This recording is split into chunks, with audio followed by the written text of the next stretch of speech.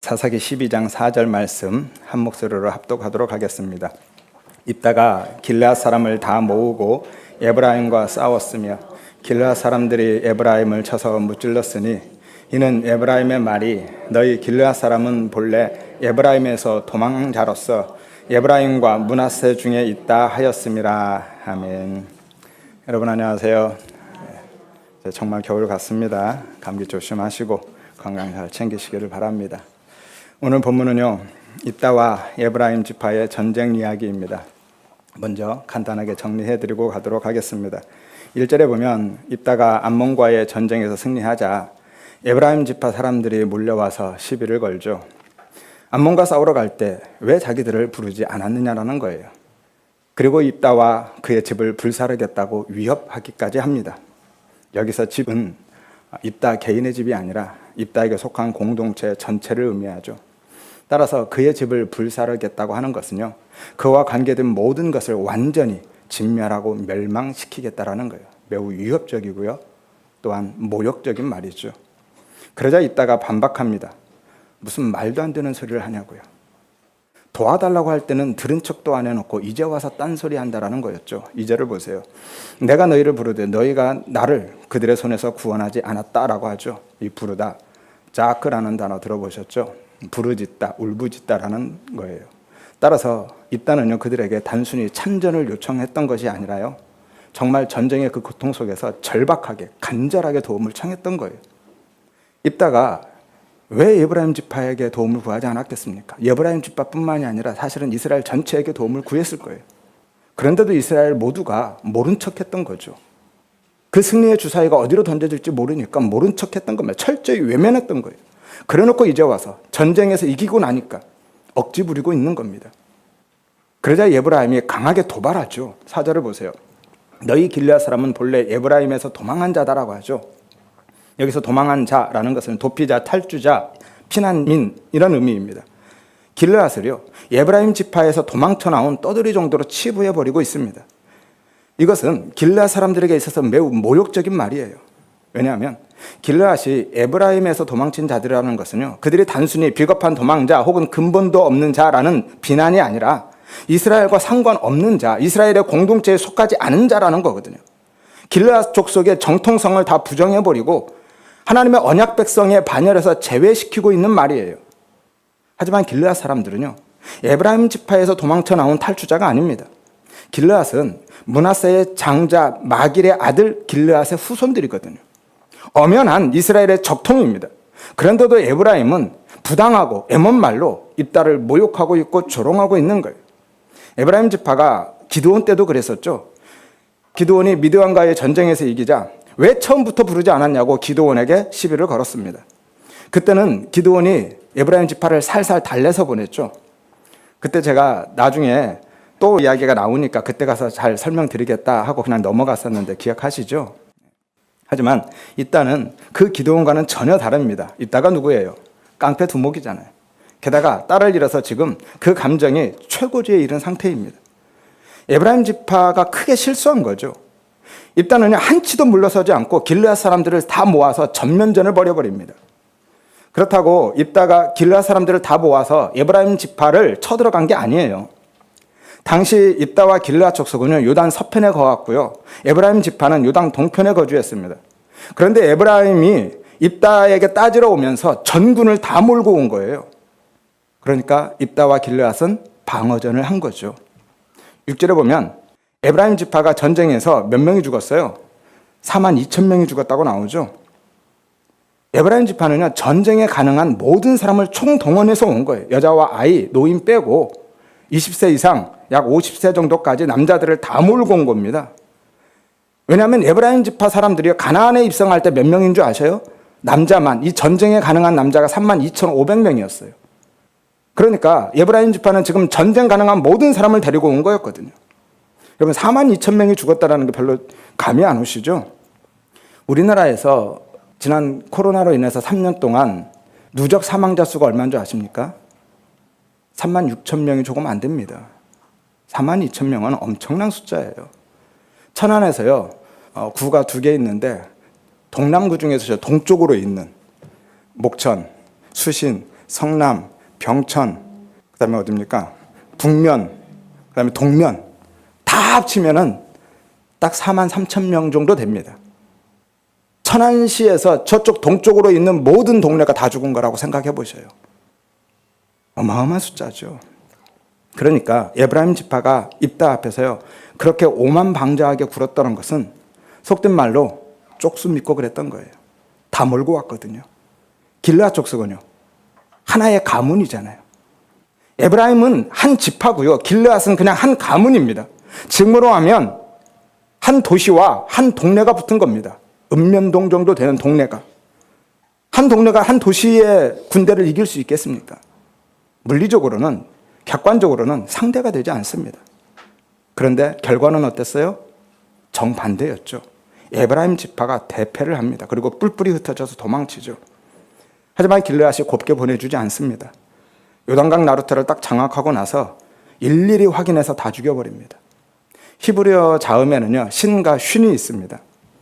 그래서 요단강을 건너가고자 하는 사람을 잡아서 너 쉿볼렛 해봐 라고 해서 쉿볼렛 하면 보내주고요, 쉿볼렛을 못하고 십볼렛 하면 죽이는 거예요. 경상도 사람이 쌀 해봐 하면 살 하듯이. 이해되시죠? 요단강은요 골짜기를 사이로 두고 흐르는 강이기 때문에 배가 드나들 수 있는 나루터가 몇 개 안 됩니다. 그래서 거기만 딱 지키면 끝나는 거예요.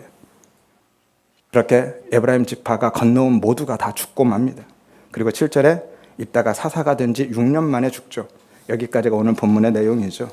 그러면 에브라임 지파가 왜 그렇게까지 말도 안 되는 억지를 부리며 입다와 길르앗을 위협하고 없는 말까지 만들어서 조롱하고 모욕했을까요? 결론부터 말씀드리면요, 먼저는 시기심 때문이고요, 또 하나는 물질적이고 정치적인 이익 때문입니다. 에브라임은 요셉의 둘째 아들이죠. 형은 므낫세죠. 하지만 므낫세가 아닌 에브라임이 장자의 복을 받습니다. 창세기 48장에 보면 야곱이 축복할 때 손주들을 팔을 어긋맞춰서 축복하죠. 요셉이 야곱의 오른손 앞에 므낫세를, 왼손 앞에 에브라임을 뒀는데 의도적으로 야곱이 바꿔서 축복을 해버립니다. 요셉이 마음에 들지 않아서 이야기를 했는데 아버지가 말을 듣지 않아요. 야곱이 눈이 어두워서 몰랐던 것도 아닙니다. 그것은요 두 번째 것이 세우고 완성한다는 것에 대한 상징이었거든요. 그래서 모형으로 준 겁니다. 그래서 가인이 아닌 아벨, 에서가 아닌 야곱이 장자의 복을 받았던 거예요. 그리고 예수님이 그 두 번째 것으로 오셨죠. 두 번째 아담으로, 두 번째 돌판으로, 두 번째 성전으로 오셔서 율법을 완성하시고 구원을 완성하시고 그 하나님의 나라를 세우신 거죠. 아무튼 그래서 성경에서 에브라임이 자주 이스라엘을 대표하는 이름으로 등장하고 있는 겁니다. 오늘 갈 길이 멀어서 제가 본문 하나만 읽어드리고 가겠습니다. 호세아서 11장 8절에 보면 에브라임이여 내가 어찌 너를 놓겠으며 이스라엘아 내가 어찌 너를 버리겠느냐라고 하죠. 에브라임과 이스라엘을 동격으로 놓죠. 따라서 에브라임은요 자부심이 대단했습니다. 여호수아도 에브라임 지파 사람이거든요. 그런데 어느 날 갑자기 전혀 이름도 알려지지 않은 입다가, 그것도 잡류들과 약탈이나 일삼던 무레베가, 그것도 천한 창녀의 아들이, 이런 사람을 전문용어로 뭐라고 하는지 아세요? 듣보잡이라고 합니다. 듣도 보도 못한 잡커시기. 그런데 그 듣보잡이 암몬을 몰아내고 구국의 영웅으로 떠오르자 자존심이 상했죠. 그리고 시기심이 발동한 겁니다. 그것뿐만 아니라 정치적인 이유도 있죠. 암몬이라는 공통의 적이 사라지자 향후 이스라엘의 주도권을 차지하고 싶은 겁니다. 그대로 두면 입다와 길르앗 족속이, 그리고 그들이 속한 므낫세 지파가 전국을 주도하게 생겼거든요. 그래서 그대로 두지 않는 겁니다. 뿐만 아니라 전리품에 대한 욕심도 있었을 거예요. 한번 생각해 보세요. 암몬이 몇 년을 통치했습니까? 18해. 그러니 그들이 가지고 있던 재물과 가축, 그 물자가 얼마나 많았겠습니까? 그런데 그 모든 것은요 전쟁에서 승리한 입다와 길르앗 족속에게 고스란히 귀속되거든요. 그래서 에브라임 지파가 전군을 다 몰고 와서 강하게 도발해온 겁니다.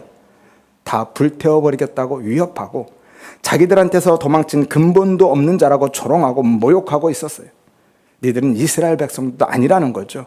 니들은 하나님의 언약 백성이 아니다라는 거였어요. 그래서 입다가 참지 못하고 도발하고 싸우게 만든 겁니다. 에브라임 지파는 싸우기만 하면 자기들이 무조건 이기겠다라고 생각했겠죠. 그래서 그렇게 도발한 겁니다. 이것이 바로요, 땅의 용사됨과 세상의 왕됨을 추구하고 있는 이스라엘의 모습이다라고 보여주고 있는 거고요. 하나님의 영광이 아닌 내 영광, 내 가치, 내 유익만 구하며 사는 우리의 모습을 보여주고 있는 겁니다. 에브라임은요, 이스라엘 전체를 모형하고 있고, 이스라엘은 영적 이스라엘은 지금 우리 성도에 대한 상징이잖아요. 그래서 하나님이 입다를 통해서 그들을 진멸함으로써 우리 모두를 죽어야 할 자로 선고하고 계신 겁니다. 이것이 하나님의 전쟁이죠. 하나님은요, 당신의 영광을 절대로 사람에게 넘겨주지 않으십니다. 가나안의 모든 전쟁은 다 하나님의 전쟁이었고요, 하나님이 치르셨습니다. 그럼에도 불구하고 에브라임은 하나님께 영광을 돌리지 않고 자기들의 영광 챙기기, 자기의 가치 챙기기, 유익 챙기기에만 여념이 없었던 거죠. 그래서 하나님이 당신의 영광을 도취하고 탈취한 그들을 죽이신 거예요. 그래서 오늘 에브라임이 진멸당합니다. 이사야서 42장 8절에 나는 내 영광을 다른 자에게, 내 찬송을 우상에게 주지 않는다라고 말씀하죠. 이사야서 48장 11절에 어찌 내 이름을 욕되게 하리요, 내 영광을 다른 자에게 주지 않는다라고 말씀합니다. 왜냐하면 하나님이 욕심이 많고 이기적이라서 그런 것이 아니라, 그래야 그게 우리를 살리는 길이기 때문인 거예요. 그래야 우리가 살기 때문입니다. 죽이려고 진멸하시는 것이 아니라 살리려고 죽이시는 거예요. 심판이 목적이 아니라 생명이 목적인 겁니다. 호세아서 11장 8절 읽어드렸죠. 에브라임이여 내가 어찌 너를 놓겠느냐, 이스라엘이여 내가 어찌 너를 버리겠느냐, 내 마음이 내 속에서 돌이켜 나의 긍휼이 온전히 불붙는 듯하다라고 말씀하죠. 이게 에브라임을 향한 진짜 하나님의 마음, 속마음인 거예요. 그러니까 살리기 위해서 하나님이 눈물을 머금고 그들을 죽이신 겁니다. 이러한 하나님의 마음이 누가복음 15장에도 그대로 드러나 있죠. 둘째 아들을 내보낸 아버지의 마음에 고스란히 담겨져 있습니다. 그 아버지는요, 탕자를 진짜 아들로 살려내기 위해서 유산을 주어서 내보낸 거였죠. 그리고 그날로부터 매일 동구 밖에 나와서 기다렸습니다. 이것이 하나님이 우리를 이 땅에 보내신 이유인 거고요. 아담과 하와의 선악과 사건도 똑같은 이야기입니다. 역사 속에 에브라임은 죽어야, 부인당해야 묵식 속에 에브라임이 사는 거예요. 이것이 창세전 언약 안에 들어있는 공식입니다. 성도는 죽어야 사는 존재임을 믿으시기를 바랍니다. 옛사람이 변화되고 성장하고 업그레이드 돼서 사는 것이 아니라 죽어서 사는 거예요. 옛사람은 죽고 육적 자아가 죽어서 우리는 다른 존재로 예수의 생명으로 사는 겁니다. 이것이 자기 부인의 삶인 거죠. 그래서 하나님이 피조물의 자리를 떠나서 창조주 자리를 찬탈한 우리를 죽이시는 거예요. 그렇게 우리의 육신, 옛사람, 육적 자아를 죽이고 새 사람, 새로운 존재로 다시 살게 하시는 거죠. 이것이 새 창조입니다. 그리고 이것이 고린도전서 5장 5절에 나와 있는 육신은 멸하고 영은 구원을 받게 한다라는 말씀의 의미인 거죠. 그래서 출애굽한 이스라엘의 1세대가 광야에서 다 죽고 새로운 2세대가 가나안으로 들어가는 겁니다. 출애굽한 1세대가 구원받은 성도의 옛사람, 육적 자아에 대한 상징이거든요. 그래서 성도의 죽음이 복되다라고도 하는 겁니다. 그러니까 오늘 에브라임의 그 진멸은요, 단순히 하나님이 당신의 영광을 도취하고 찬탈한 에브라임 지파에 대한 징계나 보복, 심판이 아니라 그들을 살리기 위한 아버지 하나님의 사랑인 거예요. 탕자를 내보내는 것처럼. 이것이 구원받는 성도들의 존재 양식인 거죠. 성도는 어떻게 산다고요? 죽어서. 죽어야 사는 거예요. 옛사람 육적 자아가 죽어야 새 사람으로 다시 사는 거예요. 이것이 거듭난 삶인 거죠. 그리고 그게 진짜 승리인 겁니다. 성도는요, 하나님의 힘을 빌어서 내가 세상을 정복함으로 승리자가 되는 것이 아니라 예수 안에서 십자가와 연합하여 죽음으로 승리자가 됨을 믿으시기를 바랍니다. 입다의 딸의 죽음으로 입다의 그 승리가 완성되었듯이요. 그것이 입다의 딸이 죽은 것이 입다의 육적 자아의 죽음, 자기 부인이었거든요. 그리고 그게 진짜 승리였잖아요. 하지만 아담 안에서 선악과를 먹고 하나님처럼 된 우리는요, 모두 다 항상 자신의 이름, 내 가치, 나의 유익, 내 영광을 위해서만 살아가게 되어 있습니다. 요한복음 5장 44절에 너희가 서로 영광을 취하되 유일하신 하나님께로부터 오는 영광은 구하지 않는다라고 말씀하죠. 요한복음 12장 42절에 43절에 관리 중에도 그를 믿는 자가 많되 예수님을 믿는 자가 많았는데 바리새인들 때문에 드러나게 말하지 못했다. 이는 출교를 당할까 두려워합니다 라고 하면서 그들은 사람의 영광을 하나님의 영광보다 더 사랑했다라고 하죠. 이것이 부자지향적인 삶인 겁니다. 우리는 늘 내 영광을 구하며 산다라는 거예요. 이게 오늘 에브라임 지파의 모습이고요. 에브라임 지파로 대표된 입다와 이스라엘의 모습이고 그 안에 투영된 지금 우리의 모습이다라는 거예요. 그래서 하나님은 오늘도 당신의 백성들과 교회와 우리와 나와 전쟁을 벌이시는 거예요. 우리를 살리기 위해서. 그래서 계속해서 우리의 그 옛사람 육적 자아를 죽이고 우리를 피조물의 자리로 자기 부인의 자리로 끌어내리시는 겁니다. 이것이 우리의 진짜 신앙생활인 거예요. 하나님은요 나를 도와서 세상과 전쟁을 하심으로 내가 세상을 정복하는 자가 되게 하시는 것이 아니라 세상으로 살고 있는 나와 전쟁을 하심으로 나를 정복하시는 거예요. 나의 옛사람 육적 자아를 죽이고 나를 정복해내시는 겁니다. 따라서 만일 예수를 믿음에도 불구하고 여전히 내 나라의 가치와 질서를 고집하고 나의 왕됨을 위해서 내 가치와 내 영광, 내 유익만을 위해서 살아가고 있다라면 그분은 하나님 나라의 반군으로 살고 있는 거예요. 그래서 많은 성도들이요 그 안에 천국이 임했음에도 불구하고 전혀 그 천국을 실감하지도 못하고 천국이 임했는지조차 모르고 삶이 그렇게 고달프고 힘들게 사는 겁니다. 예수를 믿으면서도 여전히 내 나라를 고집하고 있기 때문에 내 나라를 더욱 견고히 하기 위해서 하나님의 힘을 끌어들이려 하기 때문에 늘 전쟁 속에서 사는 거예요. 그래서 그 삶이 고난으로 체감되는 겁니다. 목줄이 채워진 강아지는요 주인과 반대 방향으로 가면 얼마나 힘들고 고달픈지 몰라요. 여러분 어차피 가게 될 거 끌려가지 마시고 즐거이 따라가시기를 바랍니다. 그러면 진짜 천국을 누릴 수 있어요. 정말 기쁘고 행복하게 살아가실 수 있습니다. 그리고 내가 기대하고 바라보는 그 불교의 극락 같은 천국 생각하지 마시고요. 나는 부정되고 삭제되고 오직 하나님의 은혜의 통치 안에 있는 진짜 하나님의 나라 그 천국을 사모하시기를 바랍니다.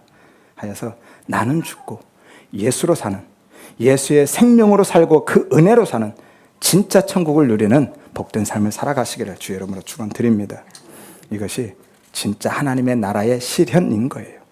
새로운 나라가 임하면은요, 기존의 나라는 모든 가치와 질서가 다 부정되고 해체됩니다. 그리고 새로운 나라의 가치와 질서를 따라서 살아가야만 하는 거예요. 이것이 자기 부인이고 하나님의 나라, 천국이 임한 자의 삶인 거예요. 이게 진짜 신앙생활인 거예요. 그래서 진짜 은혜 안에 있는 성도는요, 날마다 승승장구하고 일취월장해가는 삶이 아닌 겁니다. 오히려 날마다 비워지고 부서지고 깨지고 죽어가는 삶이 펼쳐지고 진행되는 거예요. 하나님의 택함을 받지 못한 사람들은요, 이 땅에서 마음대로 살면서 마지막 날에 영원한 심판을 받고 진멸되지만 하나님의 택한 백성들은 그렇게 역사 속에서 날마다 죽어가는 삶으로 영원한 하나님의 나라에 들어가는 겁니다. 그래서 성도들에게 시편 73편 같은 고민이 생기는 거예요. 왜 악인은 형통하고 의인은 고난을 당하는가 하는 거죠. 왜 악인은 형통하는데 의인은 고난을 당해야만 합니까? 하나님의 백성들이 왜 그렇게 질이 멸렬한 삶을 살아가야만 합니까? 왜냐하면 그대로 두면 영원한 심판에 떨어지잖아요. 그래서 하나님이 은혜의 철장을 들고 우리를 찾아오시는 겁니다. 이것이 성도가 이 땅에서 겪는 작은 심판인 거예요. 그래서 전에 제가 성도는 이 땅에서 작은 심판들을 통해서 영원한 심판을 면한다라고 말씀드린 겁니다. 따라서 혹시라도 내가 지금 그러한 상황과 환경에 처해 있다면 진심으로 예수를 믿고 사랑함에도 불구하고 세상적인 눈으로 볼 때는 정말 질이 멸렬한 삶을 살아가고 있다면 너무 낙심하거나 원망하지 마시고 오히려 감사하시기를 바랍니다. 왜냐하면 그게 진짜 내가 구원받은 하나님의 백성이고 하나님이 나를 사랑하고 계시고 하나님의 당신의 은혜로 지금 나를 이끌어가고 계심에 대한 증거이기 때문인 거예요. 그것이 진짜 성도의 삶이고요. 그래서 여기가 천국이 맞습니다. 우리가 생각하고 바라보는 그 천국, 그것은 불교의 극락이고요. 진짜 하나님의 은혜의 통치가 있는 천국은 자기 부인의 삶으로 밀려가고 끌려가는 것이 진짜 하나님의 은혜의 통치가 있는 천국, 하나님의 나라인 거죠. 그렇게 사사 입다에 의해서 에브라임이 진멸당함으로 전쟁이 끝나고 평화가 찾아오죠. 이것은요, 입다로 모형된 예수님에 의해서 에브라임으로 살고 있는 우리가, 우리의 옛사람 그 육적 자아가 죽음으로 우리 안에 하나님의 나라가 실현된다라는 것을 그림으로 보여주고 있는 겁니다. 그리고 입다가 사사가 된 지 6년 만에 죽어서 이름 모를 한 성읍의 장사됨으로 입다 이야기가 끝나죠. 7절을 보세요. 입다가 이스라엘의 사사가 된 지 6년이라 길르앗 사람 입다가 죽음에 길르앗에 있는 그의 성읍에 장사되었다라고 하죠. 그의 성읍, 어떤 특정한 성읍이 아닙니다. 이 성읍이라는 단어는요, 복수형이에요. 그리고 아내라는 전치사가 합성된 전치사 구입니다. 따라서 그의 성읍에 장사되었다라는 것은 어떤 특정한 성읍이 아니라 길르앗에 있는 여러 성읍들 중에 하나라는 거예요. 그러니까 입다가 정확히 어디에 묻힌지 알 수 없다라는 거죠. 창녀의 아들로 시작해서 잡류들의 우두머리로 살다가 이스라엘을 암몬에서 구원한 사사 영웅이 되었고요. 에브라임을 진멸한 강력한 지도자였던 입다가, 그 천하의 입다가 오늘 6년 만에 죽어서요, 어디 묻혔는지도 알 수 없는 초라한 죽음으로 막을 내렸다라는 거예요. 그리고 그의 앞뒤에 있는 다른 사사들도 다 마찬가지죠. 돌라와 야일, 입산, 엘론, 압돈, 하나같이 다 죽어서 무덤에 묻힘으로 끝납니다. 인간은 당연히 누구나 죽죠. 그리고 누구나 무덤에 묻힙니다. 그런데 그 당연한 사실을 성경은 왜 굳이 기록하고 있을까요? 그것이 인간의 한계라는 것을 분명히 하고 계신 거죠. 그들의 구원자 예수 그리스도에 대한 모형이기는 하지만 그들 역시 구원의 대상일 뿐이다라는 거예요. 그래서 그들을 보는 게 아니라 예수를 보라는 거예요. 진짜 구원자이신 메시아 예수 그리스도를 보게 하는 겁니다. 아담 안에 있는 모든 인간은요, 다 죽고 무덤으로 끝나는 거예요. 그래서 누구도 구원자가 될 수 없습니다. 그래서 어떤 종교에도 구원이 없다라고 하는 거예요. 죽음과 무덤으로 끝나지 않은 성인이나 교주가 있던가요? 있어요, 없어요? 없죠. 천하를 호령하더니요, 이집트의 파라오도 죽었고요, 진나라의 시황제도 죽었습니다. 몽골의 징기스칸도, 프랑스의 나폴레옹도 다 죽었어요. 결국은 다 죽습니다. 인간은 누구도 진짜 구원자가 될 수 없다라는 것을 말씀해 주고 계신 거예요. 우리의 유일한 구원자, 영원한 왕은요, 죽어서 무덤에 묻히는 인간이 아니라 그 무덤을 열고 부활하신 예수밖에 없음을 믿으시기를 바랍니다. 사사들은 모두요, 죽어서 예수 그리스도를 드러내고 가리키는 지팡이 역할을 하고 있는 거예요. 그래서 예수를 보게 하는 겁니다. 여러분, 성경을 보시면서 그 인물을 바라보지 마시고 그들을 본받자로 달려가지 마시고 그들이 가리키고 있는 예수를 보시고 예수를 붙들고 살아가시기를 바랍니다. 믿음의 선진들도 다 마찬가지였어요. 노아나 아브라함, 모세, 다윗, 바울 모두 다 죽음으로 끝나죠. 그들은 모두 죽음, 그 사망 권세에 잡힌 인간에 대한 상징이고요, 나아가서 거기에서 건질 예수에 대한 모형인 거죠. 이것이 인간 역사의 종국에 대한 예언이고요, 동시에 그 죽음에서 구원할 진짜 원형, 실제 메시아가 온다라는 선언이기도 한 거예요. 그들은 진짜가 아니었다라는 거죠. 그리고 실제로 입다의 딸, 그 순결한 처녀로 모형된 예수 그리스도의 죽음으로 가늠한 창녀로 죽은 우리에게 새로운 생명, 구원, 그 영생이 주어진 겁니다. 이것이 입다의 서원과 오늘 에브라임 전쟁에 담긴 복음 메시지인 거예요. 예수와 십자가 이야기입니다. 땅의 용사, 세상의 왕이 되고 싶어서 하나님의 제사까지도 수단과 방법으로 이용한 입다의 그 육적 자아가, 우리가 예수 그리스도의 십자가 은혜로 진멸되고 하나님을 왕으로 모시고 하나님 절대 의존적인 새로운 삶을 살아가는 것, 이것이 자기 부인의 산이고요, 구원인 겁니다. 이게 11장 입다 이야기부터 오늘 본문에까지 이어지고 있는 내용인 거죠. 그런데도 오늘날 교회와 성도들은요, 대부분 정반대로 갑니다. 인간의 주체성과 자율성과 독립성을 강조하면서 자아실현과 땅의 용사됨을 추구하고 세상을 정복하는 왕으로 살고 싶어하고 살아야 된다라고까지 이야기합니다. 그리고 그것을 변화다, 성장이다라고 하고 하나님의 영광으로 그럴듯하게 포장하면서 그것을 위해서 하나님의 힘과 능력을 끌어당기면서 살게 하는 거예요. 그리고 그것을 또 믿음이다, 신앙이다 라고까지 생각하죠. 하지만 그것은요, 진짜 믿음도 아니고 기독교 신앙도 아닙니다. 자본주의에 물든 인본주의 신앙, 그냥 종교심인 거예요. 말씀드렸죠. 우리는 변화와 성숙, 업그레이드 돼서 새로운 사람이 되는 것이 아니라 죽어서 사는 거라고요.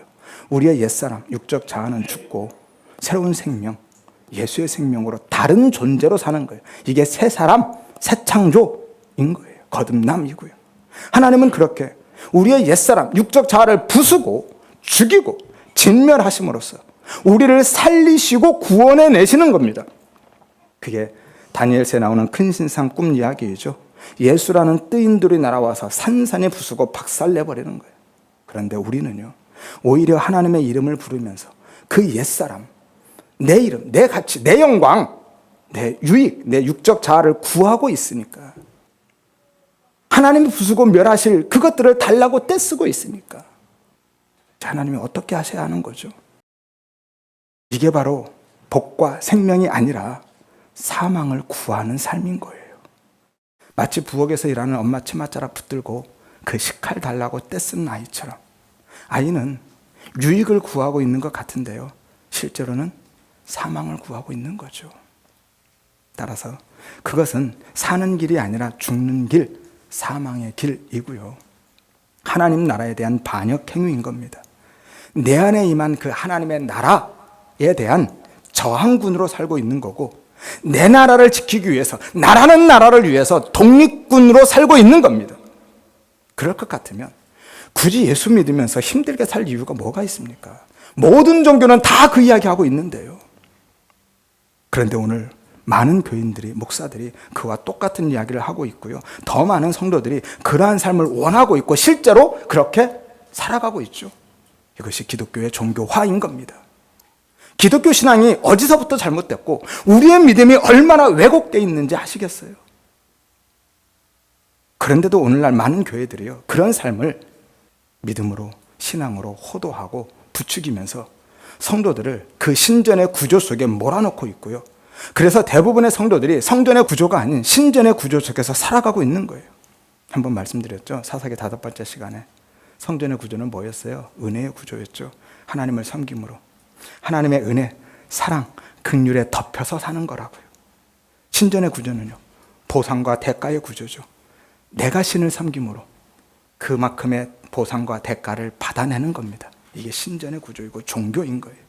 그래서 많은 성도들이 신전의 구조 속에서 여전히 하나님을 금송아지로, 바알로 바라보고 있는 겁니다.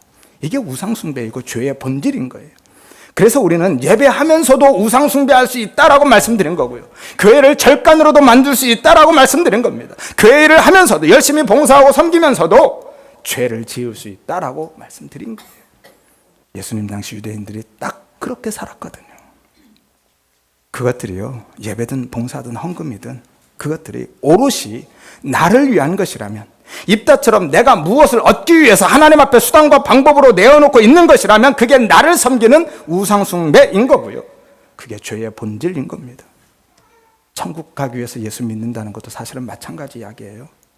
여러분, 예수 믿으면 천국 가는 거 맞죠? 맞습니다. 예수 믿으면 천국 가요. 그런데 천국 가기 위해서, 오롯이 천국 가기 위해서 예수 믿는 거라면, 천국 자체가 목적이라면 그건 예수 믿는 것 아닌 거죠. 나 믿는 거예요. 천국은요, 예수 믿은 결과로 주어지는 은혜인 거지 그 자체가 목적이 되고 이유가 되면 안 되는 겁니다. 어떤 이유로도요, 예수님이 수단과 방법으로 목적으로 전락되면 안 되는 거예요. 그냥 예수님은요, 그 자체가 목적인 겁니다. 이게 진짜 믿음인 거예요. 진짜 예수를 믿으면요, 십자가 은혜를 알고 예수의 생명을 경험하고 나면 가치관과 세계관이 전혀 달라져요. 예수를 아는 만큼, 예수가 생명으로 경험된 만큼 세상의 가치가 내 안에서 밀려나가는 겁니다. 그래서 세상에서는요, 점점 중요한 게, 가치 있는 게 없어져요. 예수의 생명이 가장 귀하고 가치 있는 게 되기 때문이죠. 마치 어렸을 때 사탕 하나에 목숨 걸다가 돈의 가치를 발견하면 그 사탕은 아무것도 아닌 게 되는 것처럼, 그래서 바울은요, 자기의 유익하던 모든 것들을 오히려 해로운 것으로 배설물로 여겼다라고 하는 거예요. 자신의 생명에 있어서까지 자유로워지는 겁니다. 자신의 생명까지도 귀한 것으로, 가치 있는 것으로 여기지 않았다라고 고백하죠. 이것이 진리 안에서의 자유인 거예요. 로마서 8장 23절 말씀이죠. 진리가 너희를 자유케 하리라. 진리로 자유케 되는 거예요. 예수로만 자유케 되는 겁니다. 왜죠? 그 진리가, 예수가 진짜 내 생명이 되기 때문인 거죠. 이것이 세상에 대해서 죽은 자인 거고요, 세상에서 발이 뜨는 삶인 거죠. 이게 에녹의 삶이고 노아의 삶이었거든요. 하나님과의 동행하는 삶. 그리고 갈라디아서 5장 24절에 말씀하는 육체와 함께 그 정욕과 탐심을 십자가에 못 박은 삶인 겁니다. 육체는요, 몸의 행함이죠. 율법 지킴의 의입니다. 그것도 죽은 거고요. 정욕, 애정, 애착, 열정이죠. 인간의 욕망입니다. 그것도 죽는 겁니다. 탐심은요, 인간의 근본적인 욕심과 동경, 갈망이죠. 곧 하나님처럼 되고 싶은 욕구입니다. 그것도 죽는 거예요. 은혜를 알고 진리를 깨달아서 예수를 생명으로 경험하고 나면 그 모든 것들이 십자가에 못 박히게 되는 겁니다. 내가 못 박는 게 아니라 저절로 못 박히게 되는 거예요. 내가 밀어내는 것이 아니라, 내가 끊어내는 것이 아니라 내 안에서 밀려나가고 끊어져 나가는 거예요. 자연스럽게. 그 가치를 알아야만 가능해지는 겁니다. 그 가치를 모르면, 예수가 생명으로 경험되지 않으면 우리는 죽었다 해도 내 안에서 그것들을 끊어내고 밀어낼 수 없습니다. 하지만 새로운 가치를 발견하면 어린아이가 들고 있던 그 사탕처럼 그냥 내 손에서 떨어져 나가는 거죠. 그 모든 것에 대해서 죽은 자가 되는 겁니다. 이것이 갈라디아서 6장 14절에서 말씀하는 그리스도로 말미암아 세상에 대해서 죽은 자라고 하는 겁니다. 그래서 갈라디아서 6장 26절에 세상의 헛된 영광을 구하지 않는 삶을 살게 되는 거예요. 자신의 모든 삶은 하나님의 선하신 뜻과 은혜에 그냥 맡기고, 은혜에 맡긴다는 것은 그 은혜만 구하고 합당한 은혜 주심을 믿는다라는 거거든요. 그리고 어떤 상황과 환경과 형편에 처하든지 그냥 그 은혜에 감사하고 찬송하면서 살게 되는 겁니다. 그런데 오늘날 많은 교회들과 성도들은요, 세상의 인본주의와 자본주의에 물들어서 세상 사람들과 똑같은 모습으로 살아가죠. 예수 믿으면서도요, 세상의 가치를 그대로 가지고 삽니다. 세상 사람들과 똑같은 가치관과 세계관으로 살고요, 똑같은 이유와 목적을 위해서 살고요, 똑같은 것만 바라보고 기대하면서 살아가는 겁니다. 쉽게 해서 돈을 위해서, 내 자식 성공을 위해서, 좋은 대학, 좋은 학벌, 좋은 직장, 결혼을 위해서. 여러분, 그게 정말 예수 믿는 거 맞는가요? 안 믿는 거죠. 그건 나를 위해 예수의 힘과 능력이 필요한 거지 진짜 예수 믿는 것 아닌 거예요. 이것이 아담 안에 있는 타락한 인간들의 자기 가치 챙기기, 자기 유익과 영광 챙기기입니다. 이게 부자지향적인 삶인 거예요. 그리고 그 대표적인 증상 중에 하나가 오늘 에브라임 지파의 시기와 질투인 거죠. 그것 때문에 오늘 에브라임 지파가 입다에게 말도 안 되는 시비를 걸다가 진멸당한 거거든요. 가인도 그랬죠. 그래서 가인이 아벨을 죽인 겁니다. 하나님의 내 행위를 가치 있게 여겨주지 않으시니까, 하나님을 죽일 힘은 없으니까 하나님이 나보다 낮게 여기는, 가치 있게 여기는 아벨을 죽인 거잖아요. 그런데 그런 시기와 질투가 오늘날 교회 안에도 여전히 남아있고요, 상급이라는 미명하에 버젓이 가르쳐지고 있고 권장되고 있다는 거예요. 이것이 이른바 차등 상급론인 거예요. 내가 너보다 더 나은 대접을 받고 너보다 더 가치 있는 존재가 되고 더 높은 자리에 앉겠다라는 거죠. 그것도 심지어 천국 가서조차도. 그러면 거기에서 기인된 그 차등 상급론에 따른 결과가 뭐죠? 상급이 주어지면 어떤 결과가 따릅니까? 차이와 차별이, 우열이 나오게 되는 거죠. 그게 상이라는 단어가 갖고 있는 기본적인 개념인 거예요. 그런 차이와 차별이 없고 우열이 나누어지지 않는 거라면 그건 아무리 많이 받아도 상으로서의 의미와 가치가 없죠. 그러니까 상 안에 이미 차이와 차별, 우열이 존재하고 있는 겁니다. 그런 게 없는 거라면 그런 상은 아무 의미가 없어요. 그거 받아서 뭐 하겠습니까? 그러면 또 거기에 따르는 결과가 뭐죠? 차이와 차별과 우열의 결과가 뭐예요? 불만과 불평등, 불행, 불만족, 이런 게 생겨나겠죠. 비록 내가 잘못해서, 내가 부족하고 내가 게을러서 못했다 할지라도, 그래서 상 못 받는다 할지라도 상 받는 자들 보면 못 받은 사람은 불만족이 생기고요, 불행을 느끼게 되어 있습니다. 어쩔 수 없어요. 그러면 하나님 나라 천국에서도 그런 차이와 차별, 우열이 존재하고 불평과 불행, 불만족이 있다라는 건가요? 그렇다면 그런 천국에서 영원히 살고 싶으십니까? 그리고 우리도 천국에서 상 받기 위해서 이 땅에서도 죽어라 노력하고 경쟁하면서 살아야 하는 건가요? 그게 정말 우리의 신앙생활이 맞습니까? 그러면 우리와 다른 종교가 다른 게 뭐죠? 다른 모든 종교도 다 그렇게 하고 있잖아요. 우리가 알고 있는 천국은요, 완전한 만족, 영원한 행복이 있는 곳 아닌가요? 100번 양보해서 그렇다 치죠. 천국의 상이 존재하고 이 땅에서 행한 대로 상급이 차등 지급된다고 치죠. 그러면 아무리 마음이 있어도 하고 싶어도 다른 사람과 경쟁은커녕 어떤 노력조차도 할 수 없는, 아무것도 할 수 없는 신체적, 정신적 중증 장애인들은 어떻게 해야 되는 거죠? 그들은 이 땅에서도 차별과 차이 속에서 살아가고 천국에서조차도 열등한 존재로 차별받으며 영원히 불행한 삶을 살아야만 하는 건가요? 말도 안 되죠. 따라서 그런 상의 개념은요, 이 차별 상급론은 성전의 구조가 아닌 신전의 구조 속에 있는 개념인 거고요. 하나님 나라의 원리와 질서가 아니라 인간 세상의 원리이고 자본주의의 질서인 거예요. 일한 대로 일한 만큼 차등 대우 받는 것. 이게 자본주의의 질서잖아요. 세상은요, 자본주의 사회는 그래야 돌아갑니다. 똑같이 주면 안 돌아가요. 그래서 공산주의가 망한 거예요. 차이와 차별을 두고 차등적으로 대우하고 월급 줘야 자기 자리에서 최선을 다하거든요. 그게 인간의 죄성인 거예요. 그래서 오늘 에브라임 지파가 입다에게 시비를 걸고 있는 거예요. 그 이유가 시기심이든 정치적이고 물질적인 유익 때문이든 궁극적인 이유와 원인은요, 자기 가치 챙기기, 자기 영광 챙기기의 일환인 거죠. 그것을 상으로 챙기겠다라는 거잖아요. 왜죠? 그들이 곧 세상으로 살고 있는, 신전의 구조 속에서 세상으로 살고 있는 아담 군상들이니까요. 하지만 하나님 나라의 원리와 질서는요, 은혜와 자비, 긍휼임을 믿으시기를 바랍니다. 하나님이 무한히 우리를 섬겨주시고 무조건적으로 거저 덮어주심으로 사는 거예요. 그게 은혜인 겁니다. 이게 성전의 구조인 거예요. 우리가 무엇을 해서 사는 게 아니라 하나님의 은혜로 그냥 덮여서 사는 거예요. 거기에 어떤 차이와 차별이 있고 어떤 차등이 있죠. 따라서 차이와 차별을 낳는 차등 상급론은요, 인본주의와 자본주의, 물질주의적인 개념이고 시기심과 질투심, 그리고 지극히 이기적이고 인간적인 감정과 욕심에서 나오는 겁니다. 이것을 성경은 탐심이다, 정욕이다 라고 하는 거예요. 그래서 다른 종교와 이단들에서요, 인간의 행위와 열심을 격발시킬 때 쓰는 논리가 바로 이겁니다. 그래서 이 사람들이 더 열심을 내는 거예요. 봉사도 헌금도 전도도 더 열심히 하고요. 이슬람교 같은 데서는 심지어 자살폭탄 테러도요, 스스럼 없이 자행하잖아요. 그 이야기를, 그 차등 상급론에 대한 이야기를요, 예수님이 알기 쉽게 설명해 주시는 부분이 있죠. 어디죠? 포도원 품꾼의 이야기. 마태복음 20장 1절에서 16절입니다. 한번 찾아놓고 확인하면서 따라오시기를 바랍니다. 어느 날 포도원 주인이 품꾼을 구하러 나가죠. 이른 아침에, 아침 6시입니다. 사람들을 만나서 품삯으로 한 데나리온을 약속하고 포도원으로 들여보내죠.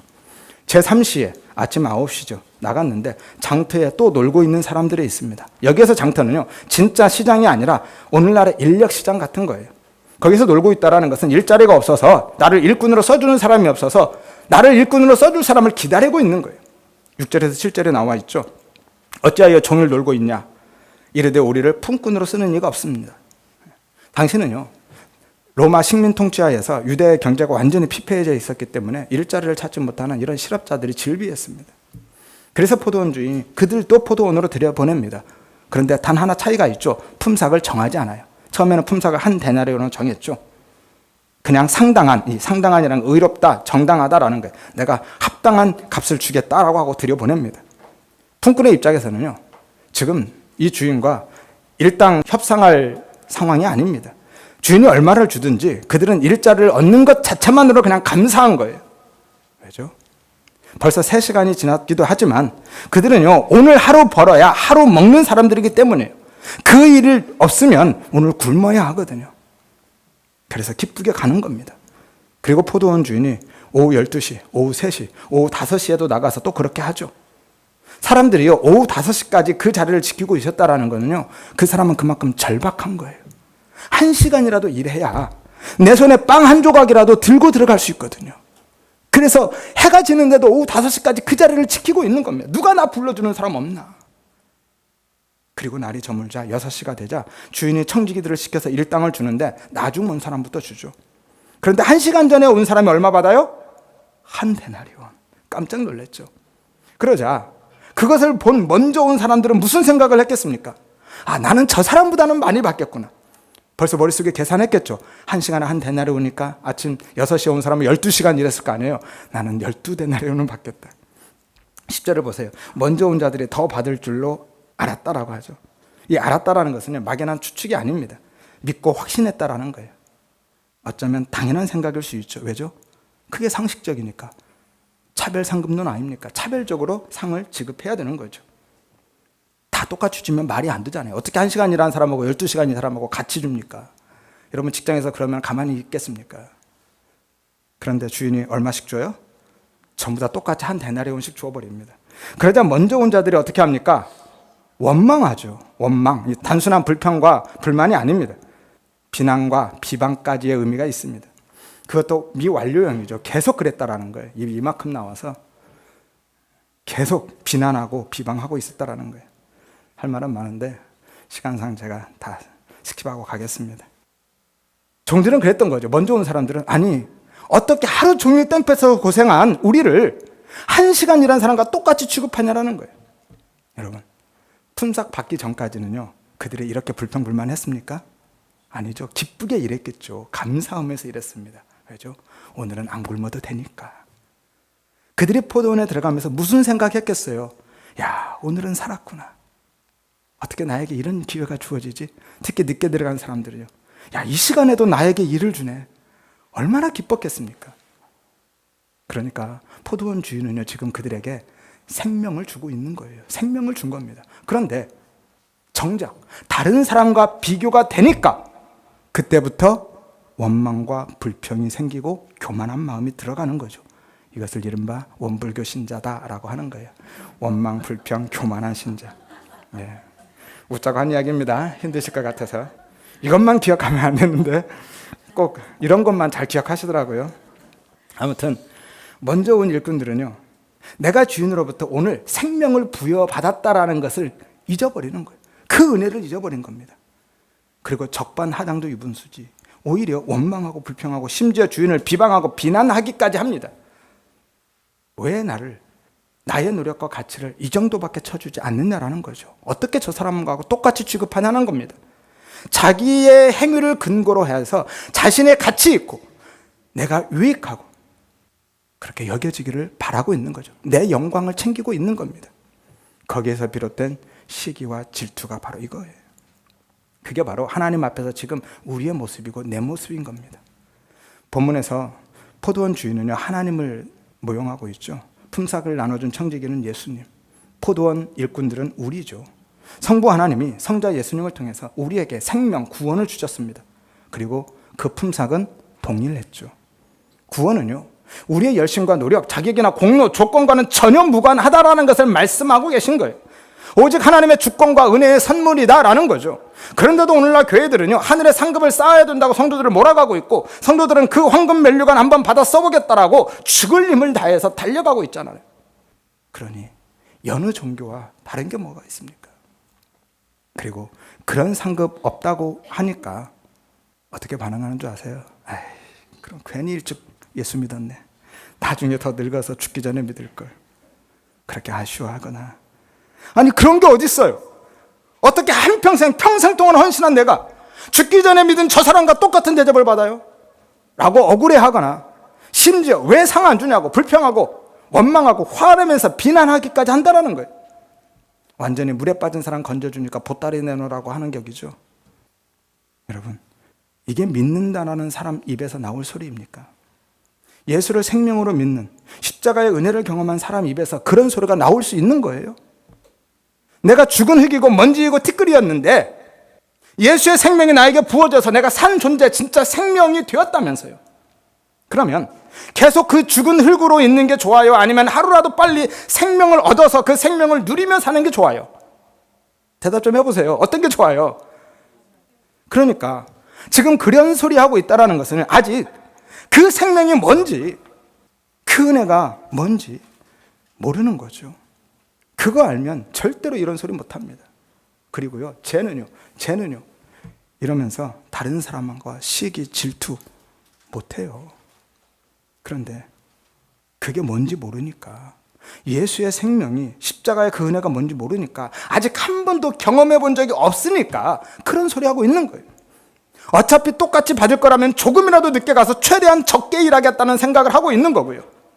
그게 손해 덜 보고 덜 억울하겠다는 생각을 하고 있는 거죠. 그리고 그게 진짜 뭔지 모르니까, 그 은혜가, 그 생명이 뭔지 모르니까 어떻게든지 천국에서조차도 내가 한 자리 차지하고 남들보다 더 높은 지위와 역할을 부여받아서 큰 소리 치면서 내 가치와 영광 한번 챙기면서 살아보겠다라고 하는 겁니다.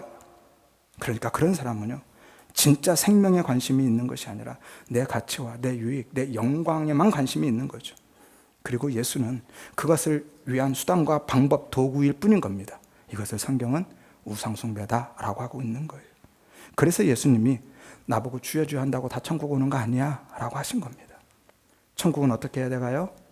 천국은 어떻게 갑니까? 예수 믿어야 가죠. 예수 믿으면 갑니다. 다른 거 없어요. 예수 믿어야 갑니다. 그런데 문제는 그건 예수 믿는 게 아니라는 거예요. 나 믿는 거죠. 여러분, 믿는 것과 아는 것은 다릅니다. 사람들이 예수를 아는 것을 믿는 것으로 착각하는 경우가 많아요. 이 포도원 품꾼 이야기가요, 어디에 붙어 있는 줄 아세요? 19장에 가면 부자 청년 이야기에 딱 붙어 있습니다. 한 장 넘겨서 마태복음 19장 16절에서 30절을 한번 보세요. 한 부자 청년이 예수님께 묻죠. 어떻게 해야 영생을 얻습니까? 예수님이 계명 지켜라 그래요. 부자 청년이 뭐라고 대답합니까? 어떤 계명이요? 내가 다 지켰어요. 뭘 더 지켜야 되죠?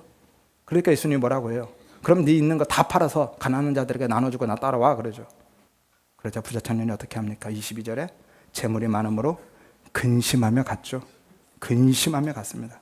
그러니까 부자 청년은요, 지금까지 자기의 행위 모두가 자신의 가치와 영광을 챙기고 자기의 행복을 위해서 한 것이라는 것이 드러난 거예요. 그거 들킨 겁니다. 그리고 그거 포기 못하는 거예요. 진짜 그가 영생을, 구원을 관심을 가졌다면, 예수님이 그거 다 팔아서 나 따라와 했으면 그렇게 했어야 되는 거 아닌 거예요. 진짜 영생과 구원에 관심이 있었던 게 아니라 여전히 내 가치, 내 영광에만 관심이 있었던 거예요. 이것을 부자지향적인 삶이다라고 하는 거예요. 단순히 돈이 아니라 내 가치와 내 유익과 영광을 추구하는 삶이 부자지향적인 삶인 거죠. 그래서 예수님이 그를 보고 부자는 천국 못 들어간다라고 한 거예요. 낙타가 바늘귀로 들어가는 것보다 어렵다고 했죠. 못 들어간다는 소리죠. 그러자 베드로가 말귀 못 알아듣고 또 다른 부자로 등장하죠. 주님, 우리는 다 버리고 따랐는데 그럼 우리에게는 뭐 주실래요? 우리는 다 버리고 따랐으니까 뭘로 보상해 줄 거냐라는 거죠. 그러자 예수님 뭐라고 합니까? 너희가 영생을 얻고 12지파를 심판하는 자리에 앉게 될 거다라고 그러죠. 이 심판은 다스리고 통치하는 권세인데요, 그 권세가 뭐라고 그랬어요? 어떤 권세였어요? 섬김의 권세였죠. 그리고 나서 마지막 일침을 예수님이 놓죠. 마태복음 19장 30절에 먼저 된 자가 나중되고 나중된 자가 먼저 된다. 포도원 품꾼 비유에서도 동일한 말씀이 나오죠. 같은 이야기입니다. 설명해주고 계신 거예요. 20장 16절에 나중된 자가 먼저 되고 먼저 된 자가 나중된다. 여기서 먼저는요, 맨 앞, 가장 높은 이라는 의미예요. 남들보다 조금 앞선 정도가 아니고요, 천국을 의미하고 있는 거예요. 나중도 마찬가지입니다. 맨 끝, 가장 낮은 이라는 의미죠. 퇴보나 뒤처짐이 아니라 지옥을 의미하고 있는 거예요. 그러니까 예수님이 지금 이렇게 말씀하고 있는 거예요. 그동안 너희가 지옥 백성으로 생각하던 그들이 천국 갈 거고, 니들은 그것 보고 가면, 그 보상 기대하고 살면 지옥 간다. 그 소리 하고 계신 겁니다. 그래서 예수님이 베드로를 어디로 끌고 가셔요? 다 비워내서 십자가로 끌고 가시잖아요. 베드로는 거꾸로 십자가에 못 박혀서 죽습니다. 이게 구원인 거예요. 그 부자지향적인 삶에서 건져지는 게 구원인 겁니다. 그게 자기 부인의 삶을 살아가는 거고요.